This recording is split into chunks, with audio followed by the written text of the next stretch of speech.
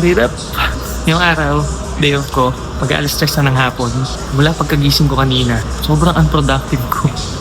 Kasi wala pa akong nagagawa talaga ngayong araw na to. Hindi kasi makapag-ride. Bukas, may pasok pa rin ako kagad. Wala akong enough time para makapagbiyahe ng medyo malayo-layo, ng mahilap-hilap. Hindi pwedeng matapos ng araw na to nang wala akong ginagawa. Nag-decision ako na malis ng bahay. Nandito ako ngayon sa may paborito kong car wash. Malapit lang din naman sa amin kasi it's been a while since nung napalinis ko si Ano nung matiinan. Unang-una ko pang ride, hindi pa siya napapa-car wash talaga. And ang dami na ng pinagdaanan ni Alon. Sobrang dami ng alikabok niya. Sobrang dami ng putik. Pero nakakatawa kasi pag ganun yung nakikita ko sa kanya, ibig sabihin, nagkakaroon kami ng ng masayang bonding. Nagkakaroon kami ng makabuluhang experience. Ganun. Siyempre, motor din siya. Kailangan pa rin naman niya ng mga maintenance sa ganito, tulad ng paglilinis. So, ito siya ngayon. Nakapila na siya. After na to, kung ano pa yung pwede kong gawin, naisip ko rin na pwedeng ipa-change oil, gear oil, CVT cleaning ko na rin siguro kung sakali. Tsaka kung ano pa yung aabutin niya yung araw na to. Kung kaya, magpapagupit pa ako kung bukas pa yung barbero ko mamaya. Pero syempre, unahin ko muna si Adon. Madali lang yung sa pagpapagupit. Gusto ko maintain yung clean look lang na kalbo. Yun. So yun, samahan nyo kami ngayong araw kung saan man kami mapapadpad. Siyempre, spontaneous na naman to. Bukod doon sa may gagawin namin na maintenance ni Alon, wala pa akong napagdesisyonan kung saan ako pupunta. Pero one thing is for sure, dito lang ako sa may malapit. Pagka nagkataon, hahanap lang ako ng coffee shop na pwede kong pagtambayan. Yun yung ginagawa ko. Naghanap lang ako ng mga local coffee shop lang. Kasi gusto ko kahit pa paano magkaroon ako ng support sa mga ganung business kasi alam ko yung pakiramdam mayroong maliit na business eh. Tapos tambay lang doon saglit, magmuni-muni na mga ilang oras para pag-isipan ko ano yung mga pwede kong gawin sa buhay. Tara, samahan niyo ngayong araw. Let's go!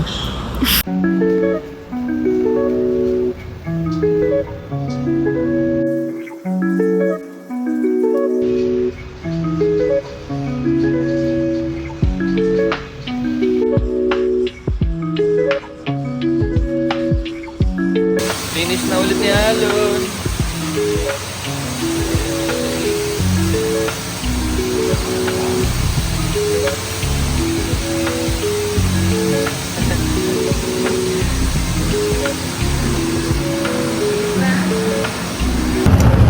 Alas 4 na mahigit. Hindi ko alam kung aabot pa ako doon ay Casa kasi medyo malayo-layo pa yun. Pero susubukan natin para mapa-maintenance natin si Alon. Come on, let's go!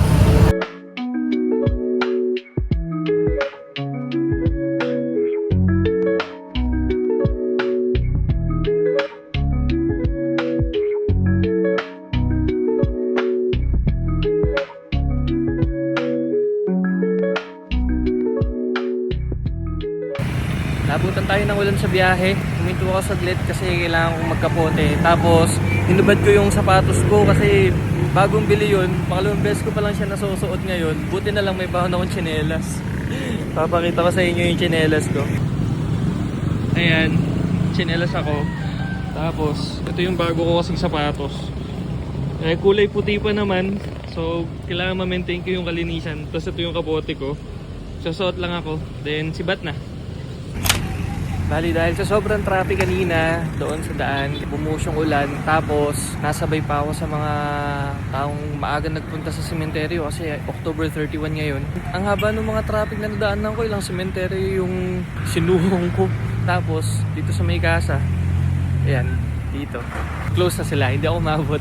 Sayang. So siguro bukas na lang ako magpapa-maintenance kay Alon. Ngayon, plano na lang, since maaga-aga pa naman, maghahanap na ako ng spot ko kung saan ako pwede tumambay. Tapos, yun, doon na lang tayo magpapalipas ng oras. Come on, let's go!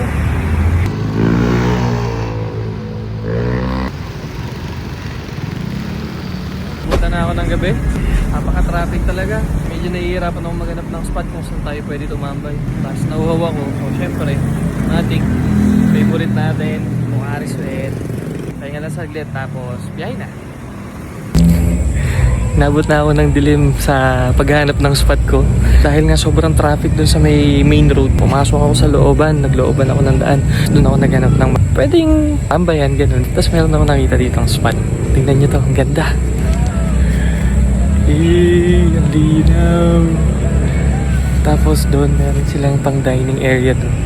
Tapos doon sa may dulo, ang astig, parang pwede kang mag-camp. Papasok siya eh. Ito kasi yung daan papunta doon sa may highway, sa may provincial road. Tapos yan dito. Nakakatawa lang kasi bigla ko siya nakita habang nasa biyahe. Mabagal lang kasi yung patakbo ko. Tapos dito ko na pinark si Alon.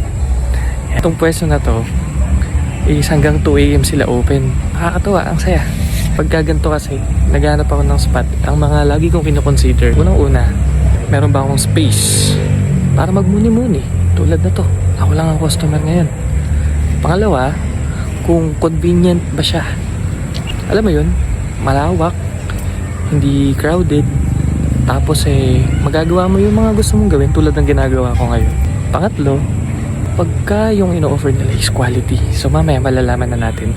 Umorder na ako ng black coffee. Usually ganun lang naman talaga yung ino-order ko eh. Wala lang, para mas ma-appreciate ko lang yung lasa ng coffee. Pagkain kasi ayun yung dinner ko.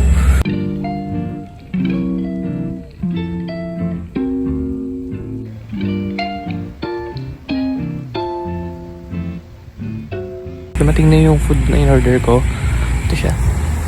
Kasi ito yung coffee. Ang laki. So, let's eat.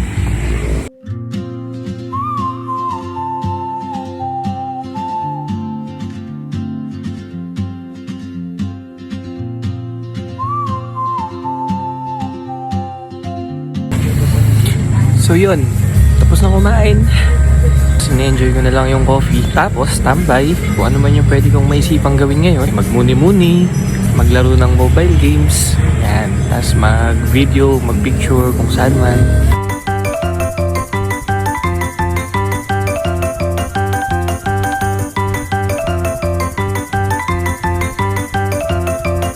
Victory! Sniper ready. Give me a target.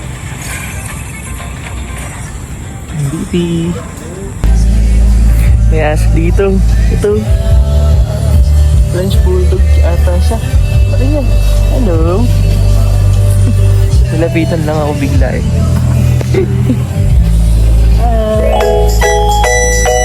Hello? So cutie. Hindi putol yung buntot.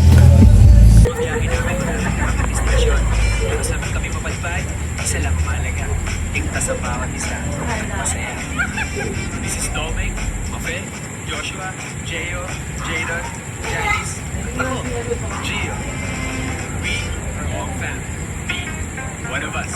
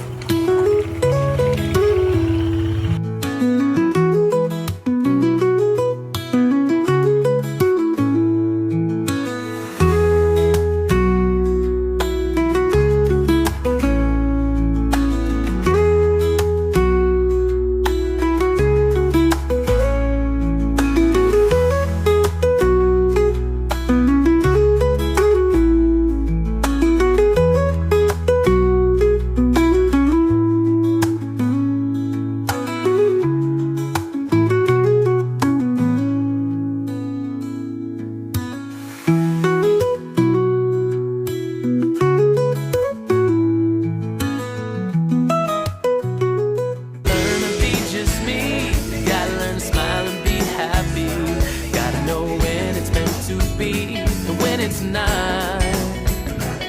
I gotta learn to let you go. You know you can't choose who you fall for. And I know now